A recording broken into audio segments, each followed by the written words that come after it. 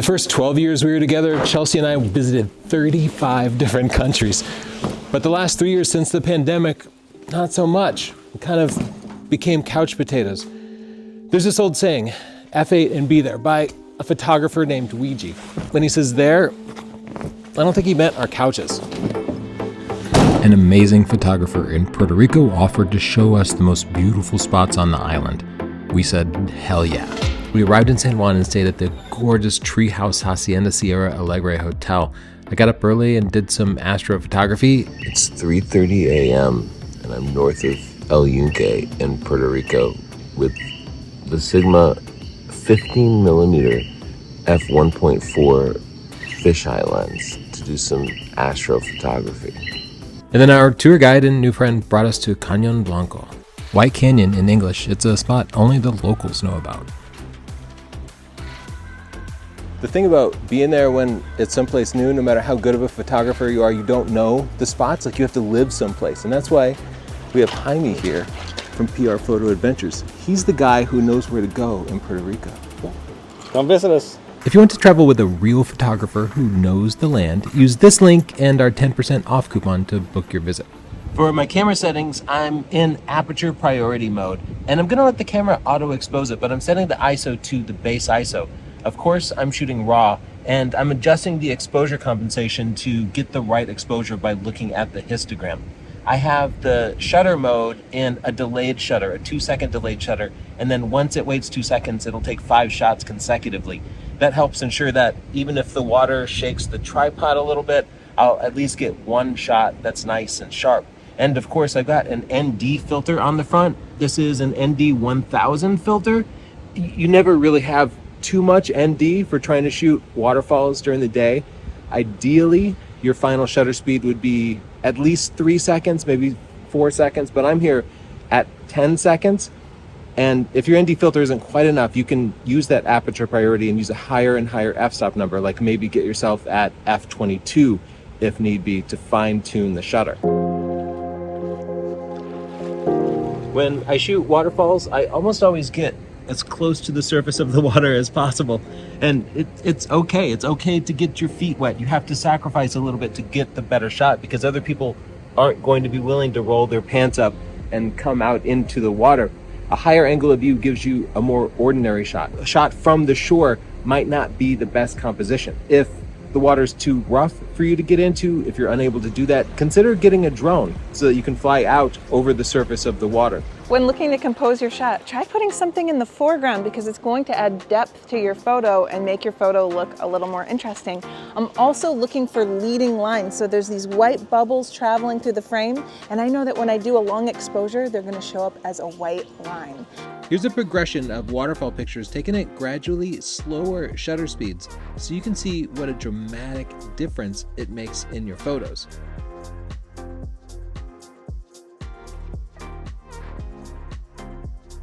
Don't forget to get neutral density filters when you're shooting long exposures so that you don't overexpose your shot. This one's a +10 neutral density filter and it's made by Mavic filters. It's magnetic so you can pop it right off and click it on or click on another filter if you like.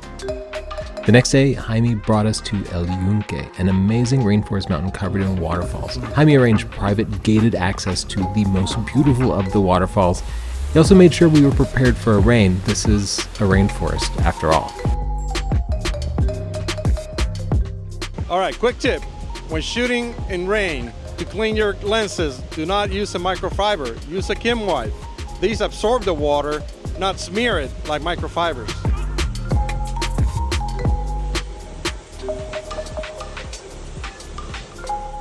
The widest lens I have is a 24mm lens, and I needed to go a little bit wider. So I created a panorama by just shooting multiple different shots at different angles and then stitching them together in post. As an added benefit, that gets me extra megapixels, and it works exactly like it does for any other panorama, even if you're using an ND filter. I'm also taking off the ND filter and reshooting the entire scene at a fast shutter speed. That allows me to get the leaves sharp because they're blowing in the wind a little bit, and then I can overlay those images and get something more like what my eye would see.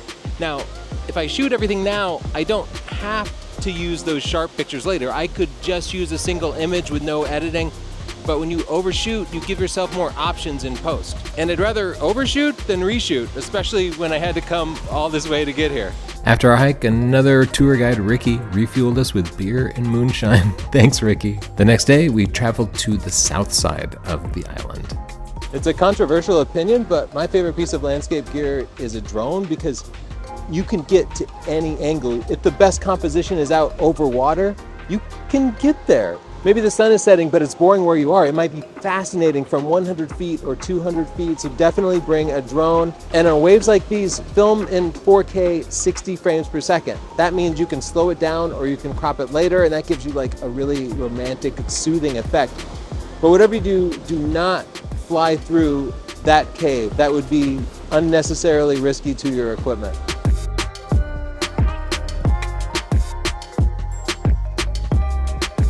After sunset, Jaime took us to one of Puerto Rico's bioluminescent bays. Every movement in the water creates a living aurora borealis around your body. Even at f1.4 though, it pushed the limits of my Sony's low light capabilities, and that's okay because I couldn't capture it in video, but it was an experience I'll never forget. The next day we visited Las Salinas, the salt flats, for some abstract photography. I centered myself on composition and color, minimizing distractions. Then, racing a thunderstorm, we headed to a lighthouse. To emphasize the height of the building, I went down a hill and pointed up at it.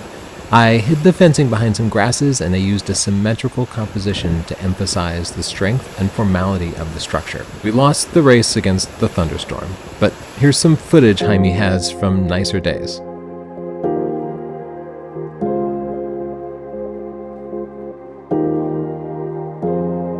Once again, my 24mm lens wasn't quite wide enough, so I shot a panorama.